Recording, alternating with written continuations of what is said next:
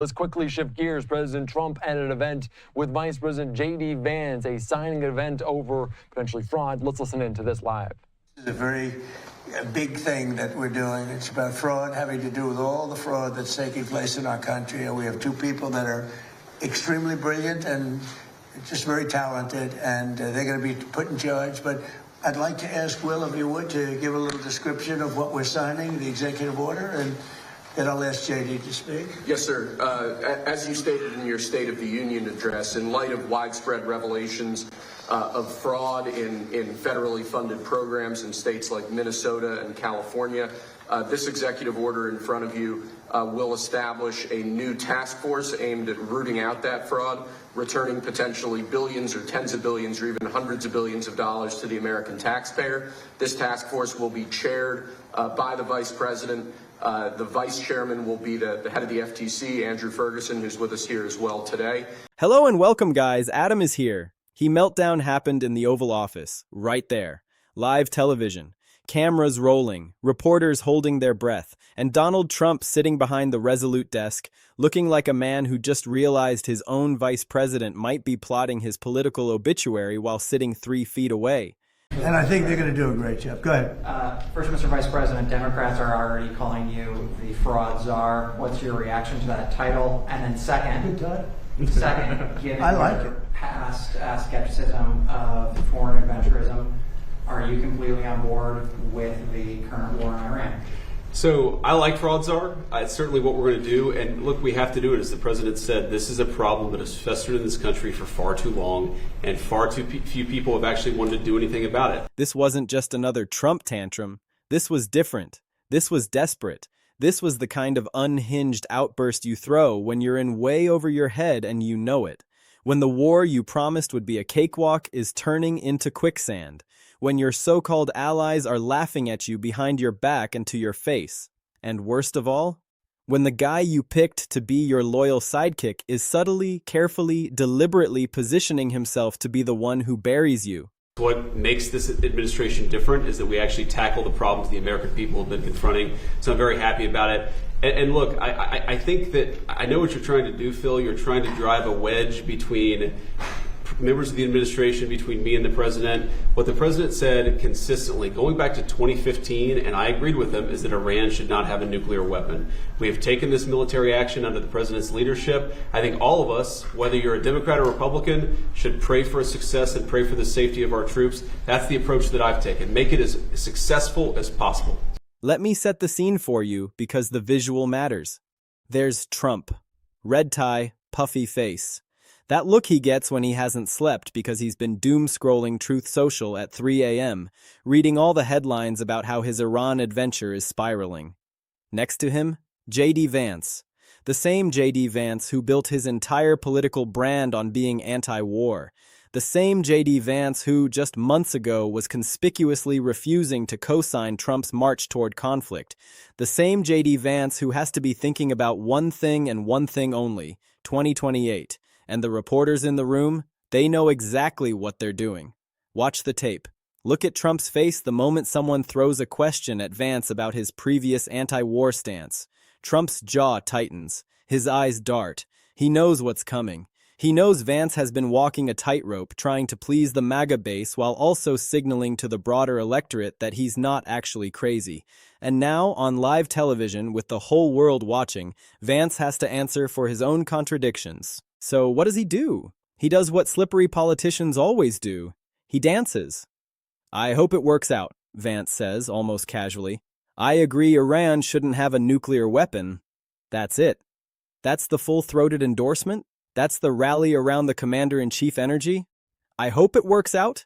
That's what you say when your buddy tells you he's about to ask his boss for a raise.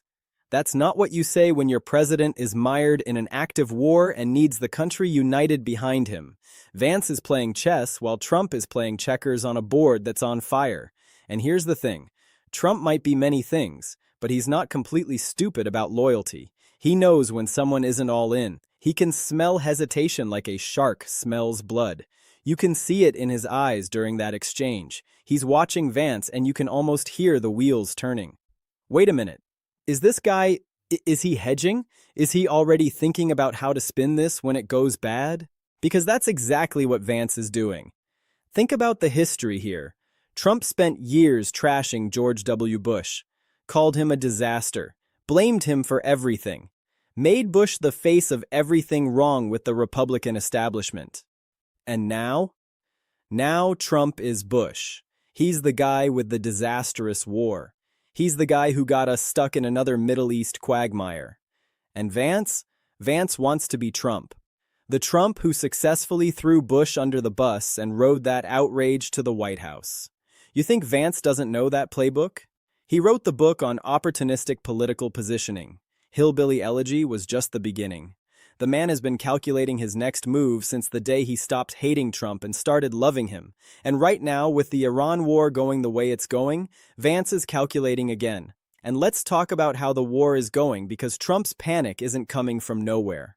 Here's a president who claims he obliterated Iran's nuclear potential last year. That's what he says. That's his story. We already took care of it. Iran's nuclear program? Gone. Wiped out. We're the greatest. So if that's true, if you already eliminated the nuclear threat, then what exactly are you fighting this war for? Why are American service members in harm's way? Why are we spending billions? Why are we watching the Strait of Hormuz heat up? Trump has trapped himself in his own logic. He can't claim he already solved the problem and then use that same problem to justify a new war. But that's exactly what he's doing. And the rest of the world? They're not buying it. You want to see real panic? Look at what's happening with our allies. Trump spent years insulting NATO, calling them deadbeats, threatening to pull out, berating European leaders, mocking Canadian prime ministers, trashing the UK, burning every bridge he could find. And now? Now he needs help. Now he needs someone to traverse the Strait of Hormuz. Now he needs the Royal Navy. Now he needs Australia. Now he needs Canada. And they're all saying the same thing. You started this alone. You handle it alone. The United Kingdom? Prime Minister Starmer is doing the smart thing. He's saying he needs to consult his team. He needs to talk to advisors. He needs to think about it. And Trump? Trump is losing his mind because he thinks consulting with advisors is weakness. Trump thinks leaders should just snap decisions from the gut, like ordering a steak well done with ketchup. He doesn't understand that actual leadership involves gathering information, weighing options, and making informed choices. But the real kicker? The real moment that shows Trump is completely unglued? He's begging for help while simultaneously insulting the people he's begging. I don't need them, he says. We can do it alone. Then, 2 seconds later, why won't they help us? They should help us. NATO is supposed to help us. Sir, NATO helped us exactly once. The only time in history Article 5 has been invoked was after September 11th, when the entire alliance rallied behind the United States. So this nonsense about NATO never coming to our defense? It's a lie. A flat lie. They came when it mattered. They're not coming now because you didn't ask. You didn't consult. You didn't build coalitions. You just started bombing and expected everyone to fall in line. And Fox News, even Fox is turning. Peter Doocy, who used to be the administration's favorite punching bag in a playful way, is now asking real questions. Real pointed questions. Can this war be wrapped up in a week, Mr. President? Trump's answer? Yeah. Are we going to? No, I don't think so. But soon. That's not a plan. That's not strategy. That's a guy trying to convince himself everything is fine while the house burns down around him.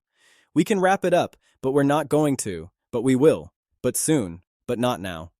It's word salad. It's the language of someone who has no idea what's actually happening on the ground and is just hoping something breaks his way. And then there's the Supreme Court. Oh, the Supreme Court. Trump is furious at them. Absolutely livid. Why? Because they had the audacity to rule against him on tariffs. They said, actually, Mr. President, you can't just take tariff revenue without constitutional authorization. There are rules. And Trump? Trump expected total loyalty, absolute fealty. He appointed 3 of these people. 3. He gave them the bench. He gave them lifetime appointments. And they had the nerve to actually read the Constitution and say, hey, this isn't legal. So what does Trump do? He lashes out. On Truth Social. in the Oval Office, on live TV. He whines about how the Supreme Court is trying to show how independent they are. He moans about how they only agree with him 99 times out of 100. 99 times out of 100, and he's complaining about the one time they didn't bend the knee. That's the level of entitlement we're dealing with. This is a man who expects every institution, every person, every branch of government to exist solely to serve him. And when they don't, meltdown. But here's the truth about the Supreme Court that Trump doesn't want to admit. Those 6 conservative justices, they're still going to rule in his favor most of the time. They're still partisan. They're still political. They're just not as nakedly, obviously, embarrassingly partisan as he wants them to be. They still have enough institutional pride to occasionally pretend they're impartial. And Trump can't stand the pretense. He wants them to drop the act. He wants them to be what he always wanted, his personal lawyers in robes and voter fraud. We have to talk about the voter fraud obsession because it came up again.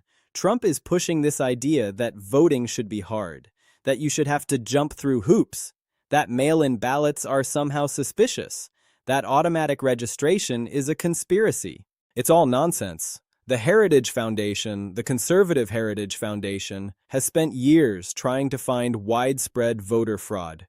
Years. And what have they found? Statistical blips. Nothing burger after nothing burger. No outcome determinative fraud in any federal election of significance. But that doesn't matter to Trump. The fraud narrative isn't about actual fraud. It's about creating a pretext. It's about making voting harder because when voting is easy, Republicans lose. That's the dirty secret. They know they can't win on ideas anymore, so they have to win by making sure certain people don't vote at all. And Trump cycles back to Iran, back to the war, back to the contradictions. Iran is weak, he says. We're destroying them effortlessly. Then, 2 breaths later, they're incredibly dangerous. They're tough. This is a serious threat. Which is it? Are they weak or are they dangerous? Are we winning easily or are we in a real fight?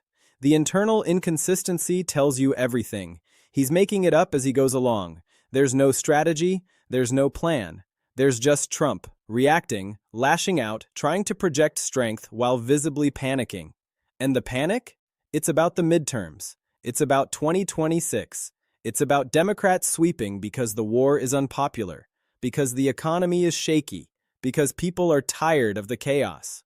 Trump knows what's coming. He can feel it. And he's desperate to change the narrative, to bully someone, to blame someone, to make it about anything other than his own failures. So he sits in the Oval Office, J.D. Vance awkwardly next to him, and he melts down. He insults allies. He contradicts himself. He whines about the Supreme Court. He rambles about voter fraud. He looks at his vice president with suspicion, wondering if the guy next to him is already writing the book about how he was never really for this war, how he always had reservations, how he was the adult in the room, and at the end, they suck. I hate these people. They're awful. Thank you, everybody. That's the commander-in-chief. That's the leader of the free world, wrapping up his tantrum with the eloquence of a teenager storming out of the kitchen because his mom said no to dessert. The war drags on. The allies stay away. The vice president hedges. The Supreme Court dares to occasionally rule against him. And Trump? Trump panics, because for the first time in a long time, he's realizing that he might not be able to talk, bully, or tweet his way out of this one.